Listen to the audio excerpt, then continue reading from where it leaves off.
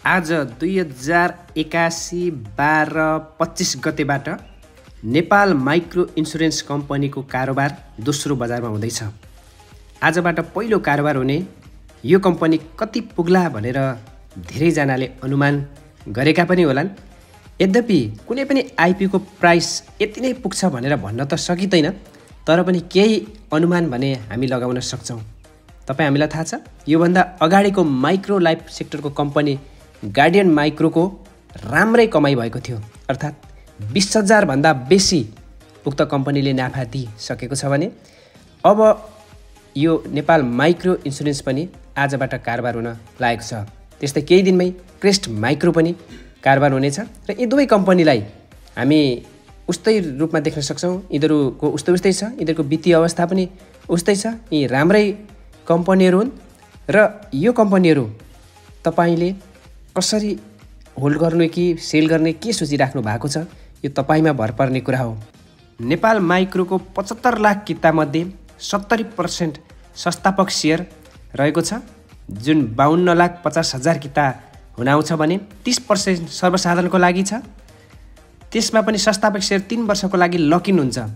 सर्वसाधारणको लागि छुट्याएको 22,50,000 कितामध्ये कर्मचारीका लागि 3% अर्थात् 67,500 किता र सामूहिक लगानी कोषका लागि 5% 1,12,500 किता अहिले नै कारोबारमा आउँदैन, किनभने यसमा पनि लक इन लागेको हुन्छ।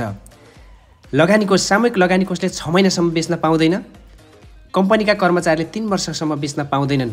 अब बाँकी रह्यो 20,70,000 किता। यो 20,70,000 किता कारोबारमा आउने हो, तर 20,70,000 किता जसलाई परेको छ, धेरैजनाको टिएमएस हुँदैन, धेरैजनाले तत्कालै बेच्न चाहँदैनन्, आइपिओ पछिसम्म राखौँ भन्ने हुनसक्छ र समग्रमा 18-19 लाख किताको कारोबार अर्थात् सप्लाई आउने हो। 18-19 लाख मानौँ, 19 लाख 20 लाखै मानौँ, 20 लाख किताको हाराहारीमा सप्लाई देखिने हो र यो 20 लाख भनेको एकदमै थोरै लो क्याप भन्न सकिन्छ। यसरी हेर्दा यो कम्पनीले राम्रैसँग आम्दानी दिने देखिन्छ, अर्थात् सर्किट हान्ने देखिन्छ।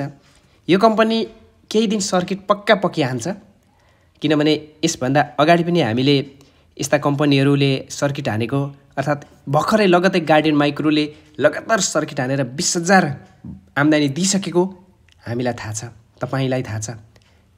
यसै कारणले तपाईँलाई यो आइपिओ परेको छ भने, नेपाल माइक्रो इन्सुरेन्स कम्पनीको आइपिओ परेको छ भने तपाईँले होल्ड गर्नु नै राम्रो हुन्छ। अहिलेको लागि यो होल्ड नै गर्नुपर्छ। यो पनि 20,000 भन्दा बेसी आम्दानी दिने देखिन्छ। यो एउटा अनुमान हो, तर यो कम्पनीलाई तपाईँले याद गर्नुभयो, यो कम्पनीको कारोबार बजारमा आउने कितालाई कारोबारलाई याद गर्नुभयो भने 20,000 प्लस जाने देखिन्छ। तसर्थ अहिलेको लागि नेपाल माइक्रो इन्सुरेन्स तपाईँले होल्ड गर्नुहोला। बजारको स्थिति हेरेर, बजारको सिचुएसनहरू हेरेर केही दिनपछि बेच्ने पनि दिन आउन सक्छ। यसको विस्तृत विश्लेषण हामी अर्को भिडियोमा गर्नेछौँ।